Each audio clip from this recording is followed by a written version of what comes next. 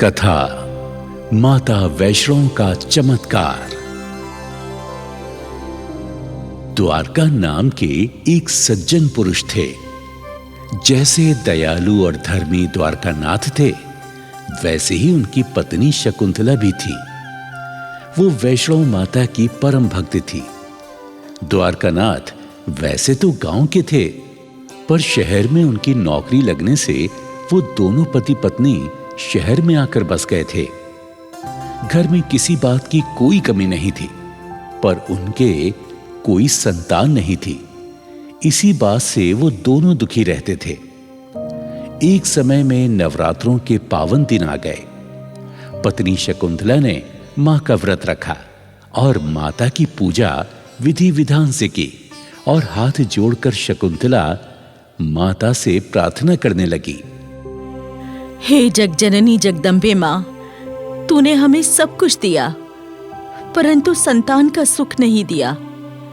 हे अम्बे मां, बिना पुत्र के हमारा जीवन और हमारा वंश कैसे चलेगा? मैं तेरे भवन का दीप जलाती हूं मां। मेरे घर में संतान का दीप उज्जवल कर दे मां। हे जगदम्बे, हमारी अर्जी स्वीकार कर ले। अपने पावन नवरात्रों में हमें पुत्र का फल प्रदान कर दे मां। इस तरह मां से गिड़गिड़ाकर दोनों पति पत्नी विनती करने लगे। वैष्णो माता का भी दिल पिघल गया और उन्होंने चमत्कार कर दिया। 1 साल के अंदर शकुंतला को एक सुंदर बेटे का सुख प्राप्त हुआ। अरे शकुंतला, भाई हमारा बेटा 2 माह का हो गया। चलो मां के धाम पर चलकर अपने बेटे का मुंडन संस्कार करा लेते हैं। दोनों पति पत्नी मां वैष्णो के मंदिर आते हैं। खुशी खुशी बेटे का मुंडन कराते हैं। माता वैष्णो को भेंट चढ़ाकर मां का शुक्र मनाते हैं। मां की कृपा से द्वारकानाथ के घर में खुशियों की बहार आ गई। बड़े ही लाड प्यार से उन्होंने बच्चे का पालन किया। बेटे का नाम रखा राजीव। प्यार से माता पिता उसे राजू कहकर पुकारते थे। राजू ने बड़ी मेहनत से पढ़ाई पूरी की। एक दिन शकुंतला अपने पति से बोली, सुनते हो जी, हमारा राजू अब जवान हो गया है। क्यों ना इसकी अब शादी कर दी जाए? देखो जी, अब मुझसे घर का कामकाज तो होता नहीं। बहू आ जाएगी तो सारा घर उसे ही सौंप दूंगी। अरे भाग्यवान, अरे उसकी जॉब तो लग जाने दे, शादी तो देखना तुरंत हो जाएगी। अजी नौकरी तो जब लगेगी तब लग जाएगी। आपकी पेंशन इतनी है कि हमारा गुजारा आसानी से हो जाएगा। चलो अच्छा ठीक है, तुम जिद करती हो तो मैं सोचता हूं। हाँ, अब मेरे मित्र गोविंद की बड़ी सुशील सुंदर बेटी है, मैं उनसे बात करता हूं। द्वारकानाथ गोविंद जी के यहां जाते हैं।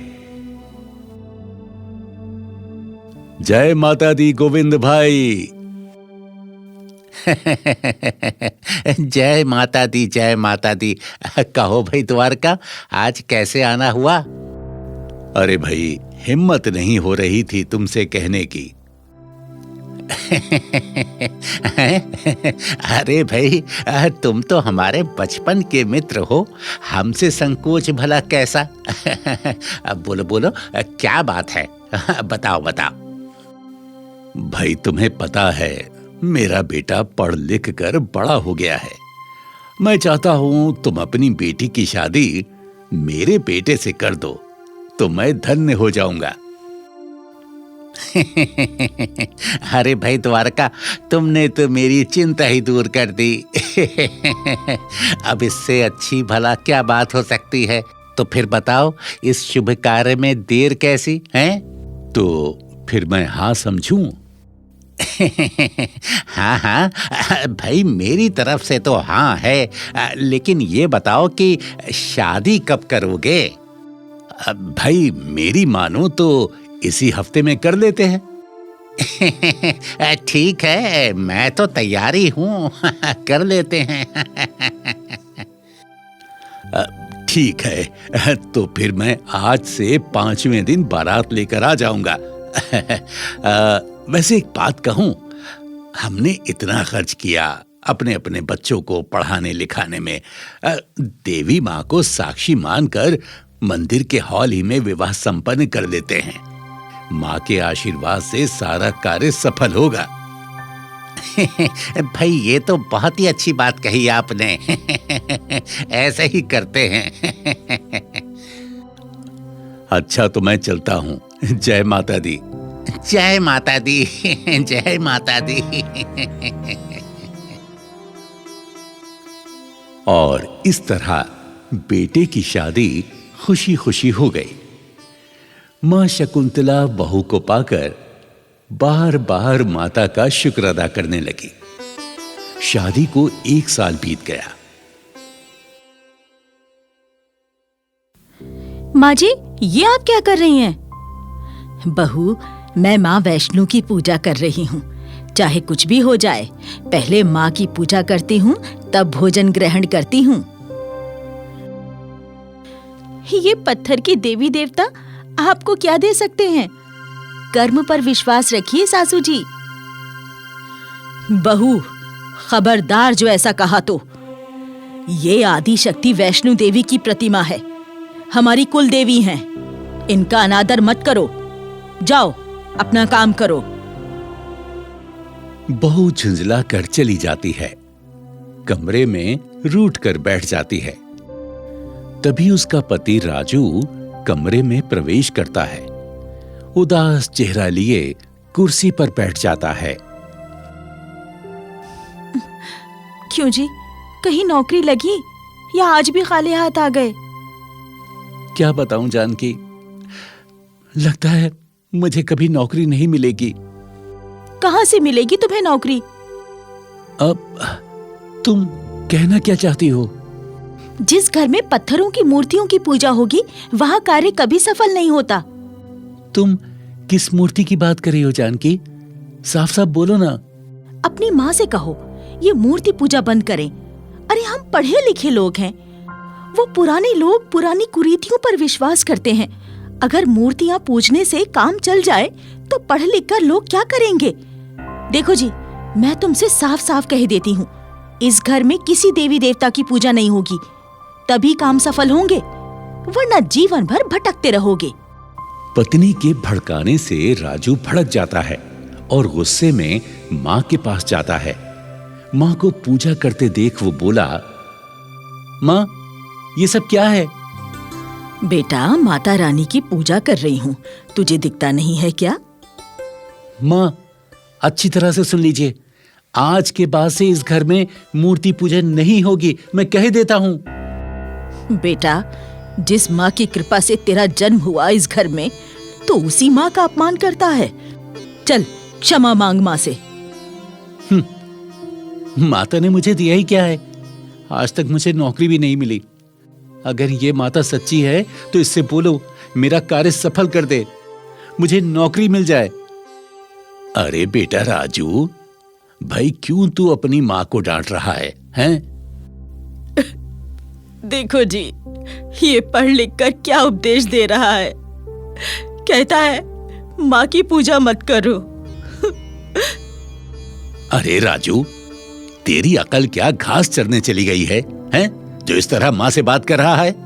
जिस माँ ने हमें सब कुछ दिया, उसे हम भला कैसे भुला सकते हैं? इस घर में माँ की पूजा कभी बंद नहीं होगी, समझ गया तू? बेटा, लगता है तुझे बहू ने भड़का दिया है। बहू तो नास्तिक है, नास्तिक। तू उसके कहने पर क्यों अधर्मी बन रहा है? तभी बहू कमरे से बाहर आती है और अपने पति से बोलती है, सुनो जी, या तो इस घर में ये ढोंगी लोग रहेंगे, यानी तुम्हारे माता पिता, या फिर मैं ही रहूंगी। बहू ऐसे मत बोल, माता वैष्णो की महिमा तू नहीं जानती। अरे ये वो देवी है जो अपने भक्तों की सभी मनोकामना पूर्ण करती है। हमारी रक्षा करती है, हमें संकट से मुक्ति दिलाती है। ये तुम्हारा विश्वास है, मैं नहीं मानती। सुनते हो जी? अरे मैं कहती हूँ तुम्हारे मम्मी पापा तो नहीं मानेंगे मूर्ति पूजा किए बिना, और मैं इस घर में नहीं रह सकती। मेरी बात मानो, अपने माता पिता को वृद्धाश्रम छोड़ाओ। क्या क्या कहा तुमने? मैं अपने बूढ़े माँ बाप को वृद्धाश्रम छोड़ दूं? नहीं जानकी, ये नहीं हो सकता, कभी नहीं हो सकता। तो फिर ठीक है, फिर मैं ही अपने पीहर चली जाती हूँ, क्योंकि तुम्हारे और मेरे विचार तो मिलते नहीं। तो फिर मैं यहाँ रहकर क्या करूंगी? जा रही हूँ मैं। इधर राजू की माँ शकुंतला बहू बेटों की सारी बातें सुन लेती है और बहू के कमरे में आकर बहू से कहती है, बहू, तू अपने पीहर क्यों जाती है? हम दोनों पति पत्नी ही वृद्धाश्रम चले जाएंगे, परंतु हमें थोड़ी मोहलत दो। कुछ दिन बाद माँ के नवरात्रे लग रहे हैं। माँ की अष्टमी पूजकर हम ये घर छोड़कर चले जाएंगे। नहीं माँ, तुम कहीं नहीं जाओगी, कहीं नहीं जाना है तुम्हें। अगर जानकी नहीं रहना चाहती है यहां, तो वो चली जाएगी अपने घर। नहीं बेटा, हमने तुम दोनों की सारी बातें सुन ली हैं। नवरात्रों के बाद हम ही ये घर छोड़कर चले जाएंगे। बहू कहीं नहीं जाएगी। बहू हमारी इस घर की इज्जत है। बहू, ये अब तुम्हारा घर है। हमारी अब कितनी जिंदगी बची है? मुझे नवरात्रों तक का समय दे दो। वो समय आ ही गया जब देवी मां के नवरात्रे शुरू हो गए। शकुंतला और द्वारकानाथ ने फूल और पत्तों से मां का भवन सजाया और मां के नाम का व्रत रखा। मां की ज्योत प्रज्वलित की। मां की पूजा श्रद्धा भाव से नियत नियम से करने लगी और मां से विनती करती, हे जग जननी, संकट हरणी वैष्णो मां, तूने मुझे बेटा दिया, खुशी खुशी उसका विवाह भी करा दिया, लेकिन वही बहू तेरी पूजा को ढोंग समझती है मां। हे मां, उसकी भूल क्षमा करो और उसे कोई ऐसा चमत्कार दिखा दो जो वो तुझ पर विश्वास करने लगे और तेरी भक्ति में लीन हो जाए मां, लीन हो जाए।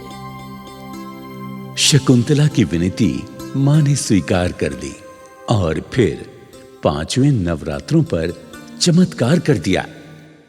द्वार खटखटाने की आवाज आई तो राजू ने दौड़कर द्वार खोला। सामने देखा तो डाकिया खड़ा था। राजीव सिन्हा आप ही का नाम है? जी हां, मेरा नाम राजीव सिन्हा है। ये लीजिए अपनी डाक, यहां साइन कर दीजिए। राजू ने जैसे ही लिफाफा खोला, वो खुशी से फूला ना समाया। मां, मां, जानकी, अरे जानकी, कहां हो जानकी? क्या हुआ? बड़े खुश नजर आ रहे हो। अरे खुशी की ही बात है जानकी, मेरी सरकारी नौकरी लग गई है। तुम्हें पता है मेरी सैलरी 30,000 रुपए है। मैं भी आता हूं, माँ को जाकर खुशखबरी देता हूं। माँ, माँ, अरे माँ कहाँ हो तुम? देखो माँ, मेरी सरकारी नौकरी लग गई है। माँ मैं बहुत खुश हूँ, माँ मैं बहुत खुश हूँ। बेटा, ये सब माँ वैष्णो देवी का कमाल है। जा बेटा, माँ के चरणों में नौकरी का ये लेटर रखकर उसका शुक्रिया अदा कर। अब तो पता चल गया वैष्णो माँ का चमत्कार। हाँ माँ। अरे मूर्ख, देख क्या रहा है? माँ से माफी मांग। तभी बहू जानकी वहां आती है और कहती है, माँ जी, माफी तो मुझे मांगनी चाहिए, क्योंकि माँ की शान में मैंने ही बुरा भला बोला था। हे जगजननी माँ, मेरी भूल, मेरे अपराध को क्षमा कर दो। मैंने अपने पति और बूढ़े सास ससुर का अपमान किया माँ, मुझे क्षमा कर दो, मुझे क्षमा कर दो सासू माँ। सासू माँ, आपने मेरी आंखें खोल दी। आपने मुझे दिखा दिया कि वैष्णो माँ की महिमा क्या है। सास ससुर ने बहू को आशीर्वाद दिया और कहा, बहू, वैष्णो माँ की श्रद्धा भाव से पूजा करना। वैष्णो देवी कभी अपने भक्तों को निराश नहीं करती, सभी की मनोकामना पूर्ण करती है। सभी प्रेम से बोलो, जय पहाड़ों वाली, मेहरा वाली, शेरा वाली वैष्णो माँ, तेरी सदा ही जय। जय पहाड़ों वाली, मेहरा वाली, शेरा वाली वैष्णो माँ, तेरी सदा ही जय। जय पहाड़ों वाली, मेहरा वाली, शेरा वाली वैष्णो माँ, तेरी सदा ही जय।